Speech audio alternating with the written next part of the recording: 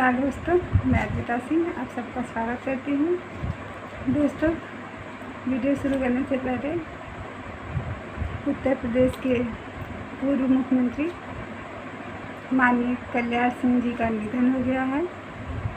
सभी देशवासियों की तरफ से उनको श्रद्धांजलि। भगवान उनकी आत्मा को शांति दे। आज का वीडियो हो सकता है थोड़ा लंबा हो, क्योंकि आज हम बात करेंगे अफ़गानिस्तान संकट के बारे में। तालिबान के कब्जे में अफ़गानिस्तान के आने के बाद पूरी दुनिया आतंकवाद को लेकर चिंतित है कि अब आतंकवाद फिर से सर उठा सकता है। और ऐसे समय में पाकिस्तान के प्रधानमंत्री इमरान खान का एक बयान आया है कि अफ़गानिस्तान ने अपनी गुलामी की बेड़ियों को तोड़ दिया है। इमरान खान जी को शायद ये बात पता नहीं है कि अफ़गानिस्तान के ही 40 लाख नागरिक इतने ही कम समय में, जब से ये तालिबानियों का कब्ज़ा जब वो लोग शुरू किए हैं, ये लोग अलग अलग देशों में शरण ले रहे हैं। जिनका वो देश है अफ़गानिस्तान, वो अब उनकी आज़ादी की परिभाषा हो सकता है कुछ अलग है। चीन ने भी अफ़गानिस्तान में तालिबान की सरकार बनने की कामना की है, लेकिन उन्होंने कोई औपचारिक बयान जारी नहीं किया है। अमेरिका के पूर्व राष्ट्रपति डोनाल्ड ट्रंप ने कहा, बिना किसी विरोध के तालिबान का काबुल पर कब्जा अमेरिकी इतिहास की सबसे बड़ी हार है। तालिबान का काबुल में राष्ट्रपति पैलेस पर कब्जा होने के बाद पूर्व अमेरिकी राष्ट्रपति ने अपने संक्षिप्त बयान में ये बात कही।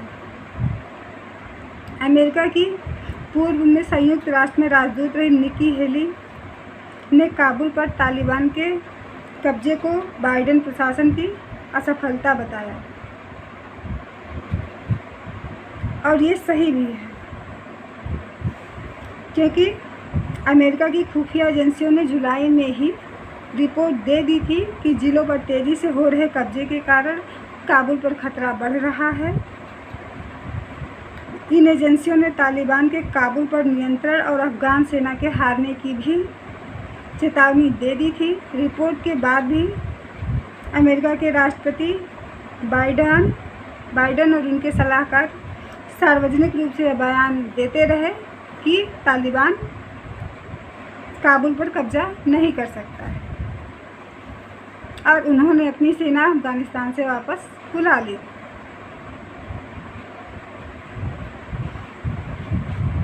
अब जानते हैं कि बाइडेन की आलोचना क्यों हो रही है।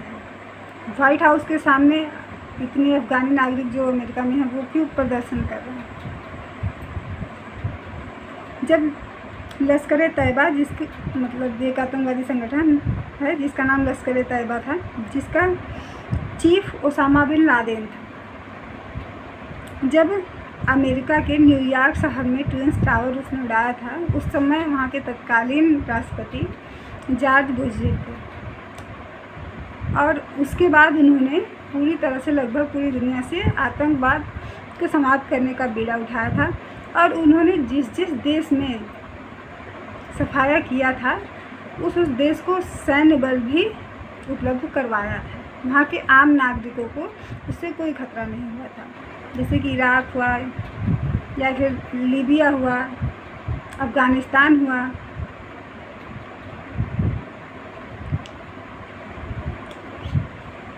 और जो लश्कर तैयबा, जिस संगठन के आतंकवादियों ने ट्विन टावर को उड़ाया था, उसके चीफ को, जो कि पाकिस्तान में छुपा बैठा था, उस पर ड्रोन हमला करके उन्होंने उसे भी मरवा दिया था। उसके साथ उसकी जो डॉक्टर बीवी थी, उसे सुरक्षित उसके घर पहुंचा दिया गया था। यानी कि आम नागरिकों को कोई भी नुकसान नहीं हुआ था।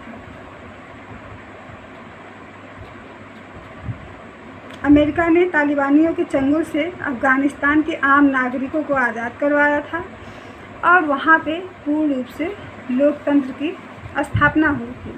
वहाँ सफल चुनाव भी हुए थे। तभी से अमेरिका के सैनिक अफ़गानिस्तान में तैनात थे। जॉर्ज बुश के बाद बराक ओबामा राष्ट्रपति बने। अमेरिका के उनके बाद डोनाल्ड ट्रंप बने। लेकिन ओबामा और ट्रंप ने अफ़गानिस्तान के लिए जॉर्ज बुश द्वारा बनाए गए सैन्य नीतियों में कोई फेरबदल नहीं की। सब कुछ वैसा ही चलता रहा।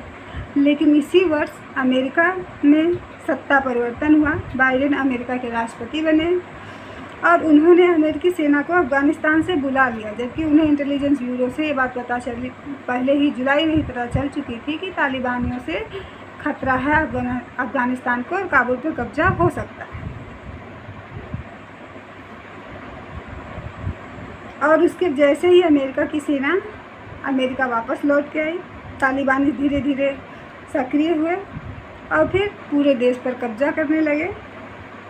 अफ़गानिस्तानी सेना तालिबानियों का मुकाबला नहीं कर सकी और अफ़गानिस्तान में भीषण नरसंहार का दौर शुरू हो गया। हालांकि बाद में बाइडेन ने अफ़गानिस्तान को सैन्य बल मुहैया करवाया, लेकिन तब तक बहुत देर हो चुकी थी। जब अमेरिकी सेना अफ़गानिस्तान पहुंची तो थोड़ा सा उम्मीद ये जगा था कि हाँ शायद अब तालिबान पे नियंत्रण पाया जा सकता है, लेकिन ऐसा नहीं हुआ।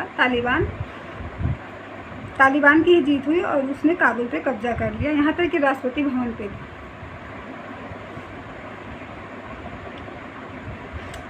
अमेरिका के राष्ट्रपति के एक गलत फैसले ने अफ़गानिस्तान की तस्वीर ही बदल दी। निक्की हेली ने अपने बयान में यह भी कहा कि जिन सैनिकों ने अफ़गानिस्तान में बलिदान दिया उनके परिवार वालों ने या उन्होंने इस बात की कल्पना भी नहीं की होगी कि अफ़गानिस्तान का ऐसा हश्र होगा। जॉर्ज बुश ने अफ़गानिस्तान के आम नागरिकों की सुरक्षा और उनके अधिकारों का हनन ना हो, इसलिए अमेरिकी सैनिकों को वहाँ पे तैनात किया गया था। लेकिन बाइडेन को अफ़गानिस्तान के आम नागरिकों से कोई मतलब नहीं है। बाइडेन की एक गलत फैसले ने पूरे विश्व को तालिबान जैसे आतंकी संगठन के सामने घुटने टेकने पर मजबूर कर दिया। दुनिया के लगभग 60 देशों ने तालिबान से अपील की कि वह अफ़गानिस्तान से विदेशी और अफ़गान नागरिकों को सुरक्षित बाहर जाने दें। अफ़गानिस्तान संकट को देखते हुए विभिन्न देशों ने अपने नागरिकों को वहां से अपने विशेष विमान भेजकर निकालना शुरू भी कर दिया है। Britain, France, Australia, Italy, Sweden जैसे पश्चिमी देशों ने विमान भेजकर अपने नागरिकों को उनकी सुरक्षित वापसी सुनिश्चित कर ली है। जबकि रूस ने कहा कि वह काबुल से 100 कर्मचारियों को वापस बुलाएगा, लेकिन अपना दूतावास वह अफ़गानिस्तान में बंद नहीं करेगा। नेपाल ने एक बयान अपना जारी करके अफ़गानिस्तान से नेपाली नागरिकों को सुरक्षित निकालने के लिए भारत और अमेरिका समेत विभिन्न देशों से मदद मांगी है। लेकिन पाकिस्तान को अपने नागरिकों की कोई चिंता नहीं है। पाकिस्तान ने काबुल जाने वाली अपनी उड़ानें ही रोक दी। देश की जनता को तालिबान के रहमो करम पर छोड़कर अफ़गानिस्तान के राष्ट्रपति अशरफ गनी भाग चुके हैं। काबुल स्थित रूसी दूतावास का कहना है कि गनी भागते हुए 4 कारों और एक हेलीकॉप्टर में अकूत पैसा भरकर ले गए। रूस ने यह भी कहा कि उनका तालिबान से निरंतर संपर्क बना हुआ है। काबुल में तालिबान के घुसते ही अशरफ गनी प्रेसिडेंट पैलेस छोड़कर भाग खड़े हुए। उधर अशरफ गनी ने फेसबुक पर एक पोस्ट में एक दावा किया कि उन्होंने देश में खून खराबा और तबाही रोकने के लिए अफ़गानिस्तान छोड़ा है और अफ़गानिस्तान सैनिकों की हार का मेन कारणों में से एक कारण यह भी है कि जब किसी देश का प्रथम नागरिक ही देश छोड़ के भाग जाए तो सेना के लिए क्या करेगी। बिना सेनापति के युद्ध नहीं जीता जाता है। हाँ, लेकिन अफ़गानिस्तान के उपराष्ट्रपति जी ने देशभक्ति का परिचय दिया और वो इस समय कार्यकारी राष्ट्रपति हैं अफ़गानिस्तान के। अफ़गानिस्तान के प्रथम उपराष्ट्रपति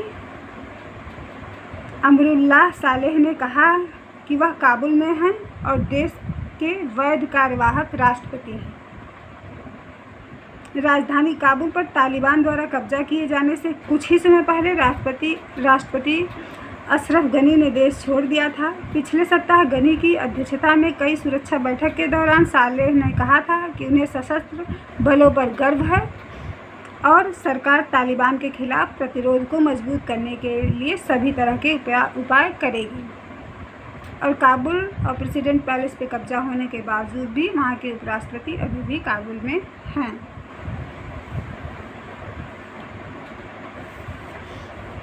अमेरिकी वर्तमान विदेश मंत्री एंटनी ब्लिंकन ने मतलब जो बयान आया अमेरिका के खिलाफ, क्योंकि उनकी रणनीतियों के खिलाफ कि उनकी रणनीति सही नहीं थी, उस पर प्रतिक्रिया देते हुए कहा कि उन्होंने तालिबान से कुछ नहीं मांगा है। इस दौरान तालिबान को स्पष्ट कर दिया था कि हमारे कर्मचारियों या काम में कोई हस्तक्षेप किया तो उसका तुरंत जवाब मिलेगा।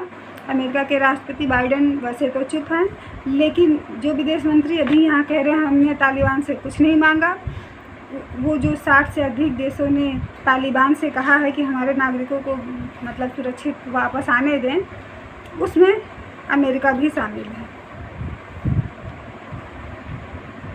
अमेरिकी राष्ट्रपति अफ़गानिस्तान संकट पर भले ही चिप्पी नहीं तोड़ रहे, लेकिन ब्रिटेन के पीएम बोरिस जॉनसन ने पाकिस्तान को लेकर पाकिस्तान जो कि तालिबान को लेकर अति उत्साहित दिख रहा है,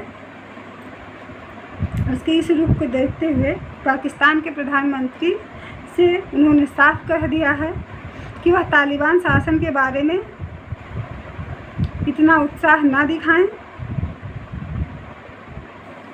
और उसकी सत्ता कि तालिबान का ही सत्ता बनेगा अफ़गानिस्तान में, इसका एक तरफा निर्णय लेने का विचार छोड़ दें। तालिबान शासन के बारे में अंतर्राष्ट्रीय समुदाय फैसला लेगा, ना कि कोई देश।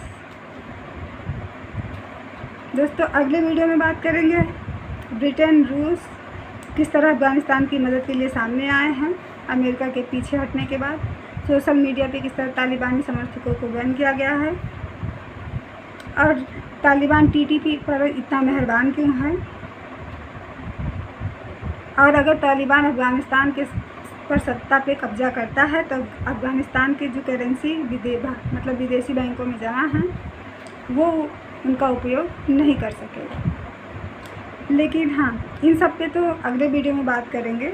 लेकिन वहाँ की आम जनता जो है उसके बारे में बात करते हैं। यह है एक 22 वर्षीय लड़की की बात है। अपार पीड़ा और अनिश्चितता का बोझ लिए काबुल के अंतर्राष्ट्रीय हवाई अड्डे पर एक अफ़गान युवती 2 संसारों के बीच झूल रही है।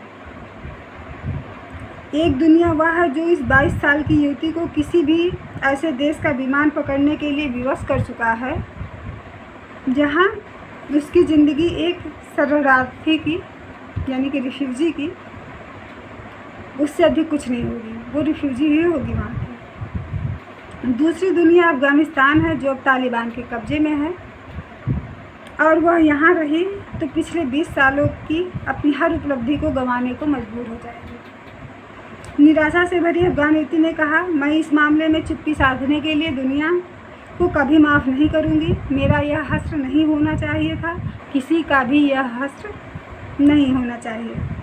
पिछले 3 दिनों से एयरपोर्ट पर बैठी यह अफ़गान युवती भूखी प्यासी और बेहद डरी हुई। डर के मारे उसकी आंखों में नींद तक नहीं आई।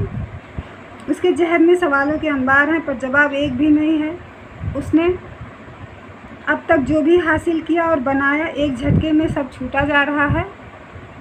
वह एक अमेरिकी कॉन्ट्रैक्टर के लिए बतौर डाटा एनालिसिस का काम करती थी, लेकिन अब अगले पल उसके साथ क्या होने वाला है उसे कुछ नहीं पता है। वह उलझनों में घिरी हुई है और पूरी तरह से नाउम्मीद हो चुकी है।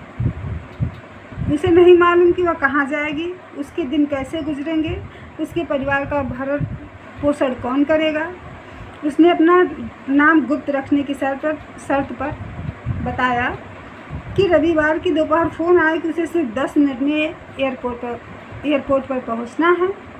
उसे सिर्फ बताया गया कि उसका नाम अमेरिका या मैक्सिको जाने वाली बचाव दल की सूची में दर्ज है, जबकि उसके पासपोर्ट पर कोई वीज़ा नहीं। अमेरिकी कंपनी में डाटा एनालिस्ट को नहीं पता वह किस देश में रिफ्यूजी बनेगी।